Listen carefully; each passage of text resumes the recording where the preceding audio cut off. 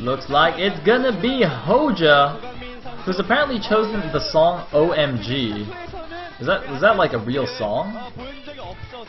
Or is this just like one of those random YouTube weird song thingies? Anyway, gonna be Hoejja, the KT Beastly Zerg, who went undefeated in the playoffs last season. He was like 4 or 5-0. No, I think I'm pretty sure it's like, no, actually I think it was like 5 or 6 wins. It was pretty badass. But of course, in the regular season, he generally doesn't perform quite as well. And of course, he is forever, in my eyes, a bit of a joke, because of course I'm a huge Cholera fan. And I highly recommend you all go and watch Cholera's cast of Hoejja vs. Backhoe. Oh man, that was pretty funny. Anyway, he's going to be playing against Mini here, so it's going to be another ZVP. As far as I know, I don't think either of these players has changed their race in StarCraft 2. So, yeah, Protoss Power. It looks like it's going to be STX that fields the Protoss player this time, though, so perhaps that is their strategy for coming back in the series. Although it looks like Mini is actually not entirely awake. That's alright, Mini, I'm not entirely awake either. So we can just both sleep here in the middle of Pro League. We can maybe cuddle up in the booth. I don't know. I'd rather like cuddle up with Stork, to be honest, than Mini, but I'll take any Protoss player really.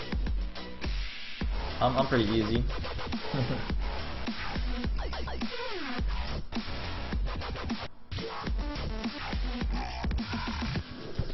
Did I turn the volume up too loud? No, I think it's just my headphones.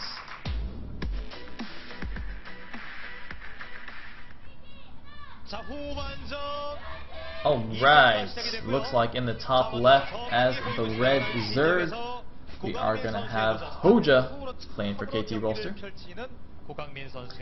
In the bottom right, as the blue Protoss, we do have Mini for STX Soul. So we're getting a little bit of lag in the beginning. Every time this happens too, my stream just gets behind the actual stream, because it just resumes. Oh shit. Oh, we're back. Oh man, I thought it wouldn't resume that time. I was freaking out. Like, oh my god. That would have been terrible. But now we're probably like a minute and a half behind the actual stream. Oh well, that's alright guys. Nobody come and spoil like the next minute and a half, please. Please. Don't do it. I know you're tempted. Anyway, we are on Untuned Valley, of course, no horizontal positions, so Mini can scout. Top right, he's not going to see anything, he's going to be like, oh, okay, I guess we're cross map. In the meantime, the first Overlord is also scouting vertically. And Chrono boosting out those probes. What is Hoejja going to do? Spawning pool, perhaps? He's on 14 supply, he's saving up money. Looks like it's probably going to be a 14 pool from Sir Hoejja. Doing a flash face here. He's trying to be Flash. Look at this. Flash been giving lessons on how to make ridiculous faces in the booth. Oh man, poor Hoejja getting caught on camera at exactly the wrong time. Oh dude, I feel so bad for Hoejja. Oh, that was embarrassing. I mean, you know, come on, we all make funny faces from time to time, but just to get caught on TV is just, oh man. Dude, Hoejja's gonna be like the next meme in the unimpressed Flash meme thread. I don't even know what it's gonna be, but it's gonna be Hoejja with that face. Oh god, oh Hoejja. Anyway, looks like it is going to be a Forge Mass expand for Mini, and he's actually opted to get the Forge first. I mean, you can definitely go for the Nexus first against the 14 pool, especially in cross map positions, but it looks like he's just going to play it safe. Not going to do that.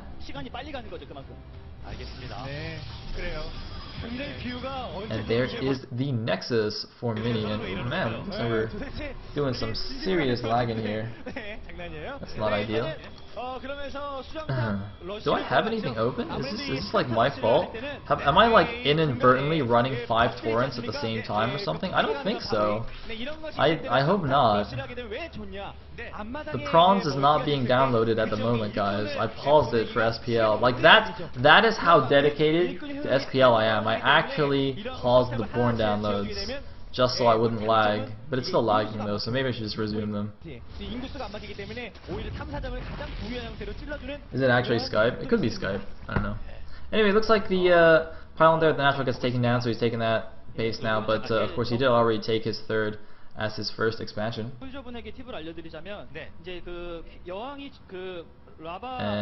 there it is. Looks like a bit of a funny wall here. Is that actually tight between the pylon and the forge? That looks like a pretty big gap to me between the pylon and the forge, but maybe it just looks like that. I mean, you know, in Brood War you get, you know, crazy looking walls all the time, so I'm not really sure about that. But anyway, it is kind of interesting that he has like 2 pylons as part of the wall. I think that makes him a bit vulnerable to like baneling busts and whatnot. It's like a little bit of a weak wall there, but it is a fairly wide ramp to have to wall in, so I can't really blame him for that. Like, it's not very easy to wall that wall on this map. In the meantime, looks like we have the first gas finished already. Actually, that's a fairly early gas, but I think he's probably just going to go for some fast link speed, or not that fast, but he's going to go for link speed and then probably pull those guys off and drone up a little bit harder. Looks like the observer just showing us the cybernetics core is a little bit out of range of that overlord, but of course I'm sure he assumes that there is a cybernetics core at least on the way, if not finished already. In the meantime, it's like actually going for a stalker straight away, skipping a zealot it looks like, so it wasn't really concerned about any early zerglings, and it looks like a robo straight away at the natural as well. So just going for the fast robo, probably will get an obs out asaply, see exactly what the zerg's up to, and decide what to do from there. No third or fourth gas yet, as we can see. The Overlord just moving in here to confirm that. Looks like the Stalker, though, might get an Overlord kill. It's going to be close. Is he going to escape over that little thing in time? No, he doesn't get away. The Stalker does get it. I'm actually not even sure if you can keep an Overlord safely in that gap. I don't know if there's enough space there for the Overlord to stay out of range, but Stalker's going to move back and try and wall this in. I'm pretty sure it's still not link tight though. Yeah, I'm pretty sure links can easily run into there, so I mean, Mini's kind of playing this slightly risky, like, you know, if he just decides to do a Ling baneling all in or something, it would work amazingly well. He wouldn't even have to spend the banelings on the wall, he could just run right in. In the meantime, what are these buildings? Looks like just a few gateways going up. There's actually a warp prism all the way, so it looks like Mini's gonna try some fancy, you know, 4 warp gate plus warp prism attacking here. Can perhaps, you know, load up a few units, drop them on the high ground, start warping things in, and actually, as the observer was just showing us, you can actually just force field that ramp going into the main base and just like kill off the main base. Let's see if he decides to do that. Looks like he's bringing 1 sentry, or wait, what does he have in there? He's got 1 sentry and something else. Actually, it's probably a 2nd sentry. I think that would be the most useful thing. But yeah, he can just like do the infinite force field on that ramp and then just kill the main base. And I don't know if Hoejja will be able to, or sorry, Hoejja rather will be able to stop this. Meanwhile, the Overlord coming in here just trying to see what's up. But look at this. The gateways were smartly placed at the back of the main there, so they're not going to get spotted. But he's going to go over here to the natural. And this is what I'm talking about. Look at the speedlings running in. Actually, there were 33 lings right now on the map here. And a lot of lings now. The lings in the main, but a lot of lings actually running in from the natural once again. Oh my god, this is exactly why you need to make a better wall in. Oh god, the lings come in, they're killing probes, they're scouting everything, they know exactly what's going on right now. Here comes the Warp Prism attack, though 4 Zealots moving in to the 3rd base. The Immortal might actually get taken down here, you might get the Immortal, the lings are also attacking the main base, and no, it looks like he's actually just going to drop to the 3rd base. What is this attack? This attack is like, well, it's kind of working here, and it looks like he gets a nice force field off to trap the probes in the 3rd base, but the probes is going to call off an attack, but he's going to lose his main nexus here. Oh my god, dude, Mini, learn to wall, please. I also need to learn to internets, because we're lagging at a pretty exciting time. Oh, is he going to save it? Is he going to save it? Force field it! Force field it! No, he doesn't get it! And by doesn't get it, I mean he doesn't save the Nexus. The Nexus gets taken down by the Lings. There were only like 3 or 4 Lings left there.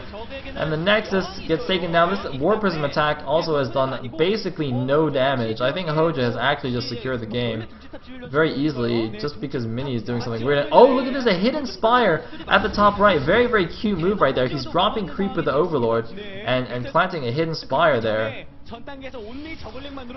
It's actually funny because I remember a little while ago, like, you know, people were experimenting with this kind of thing, and I remember even Day9 actually talking about it in his dailies, like, why don't people try and do this, just hide the tech with overloads dropping creep. Nowadays, I don't think I've seen something like this in any recent games, although, you know, admittedly I haven't been watching that many games, but, yeah, this seems like a pretty cool idea, and fairly easy to pull off. I mean, obviously you run the risk of just losing a valuable tech building if it gets scouted, but you can basically just plant a tech building anywhere you want, just if you have an overlord there. And are we dead? No, we're alive. We're alive. And it looks like Mini is barely alive, but not really. He's like zombie mode right now. He's basically dead, but he's not gonna leave the game yet. He's retaking his main base. There's a changeling just chilling with his army. And when that Spire finishes, are we just gonna see like a bunch of Mutalisks come out? Whoa! Oh my God, we actually died this time. Oh shit! Panic! Panic! Panic mode. All right, we're good. We're good. It's fine. Calm down. Calm down. We are alive, ladies and gentlemen. We have minerals. Alright, sweet. So, looks like the Mutalisks are coming out as predicted. +1 attack on the way for those bad boys. But I don't think they even need it. That is a lot of Mutalisks. That is 23 Mutalisks on the map. They're just going to start picking off these Stalkers on the edge. Look at that. He's doing some nice little muta control here. Oh man, the Stalker sentries are just not enough. They have a Guardian Shield, but he's going to lose all of these units. Ling's at the front as well. In the meantime, he's picked off all of the sentries. He's going after the Stalkers. He doesn't even care. Killing everything that Mini has. Mini's not leaving the game. He knows he needs to win this game to keep his team alive, but it's not going to happen, I'm afraid. KT Rolster looks like they're going to redeem themselves a little bit for their losses against Teammate and Air Force Ace here by taking down STX Soul. Another cannon finishes in the mineral line there, but there's no way near enough. So many mutas here. And GG from Mini. Hoejja closes out the series. KT Rolster will take it, taking down the Brood War best of 3 2-1, and then taking down the StarCraft 2 best of 3 2-0. Congratulations to them, but don't go anywhere, guys, because we have another series coming up after this. I would say it's going to be even more exciting. It is going to be SK Telecom T1, the champions from last season, versus Samsung Khan, the third place finisher from last season. So, although I think we're going to have like a really long commercial first, because OGN always does that. Yeah.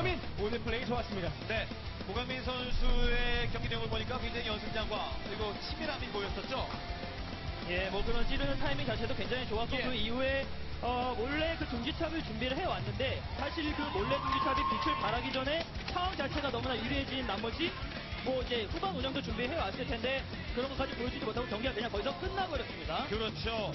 오늘은 이 KT 같은 경우는 스타크래프트 1과 2에서 여전히 고른 강세를 보여줬어요. 가장 바람직한 팀이 나오고 있잖아요. 전반전 2대1, 후반전 2대0 깔끔하게 마무리됐어요. 네, 이렇게 되면서 세트 스코어 좀 챙겼기 때문에 다시 한번 할. Now, unfortunately, the HD stream isn't back yet. I have it. Well, actually, I'm not sure. Let me double check here. Let me double check. I'm also going to close Skype since apparently that is being accused of being the culprit here in my lagging issues.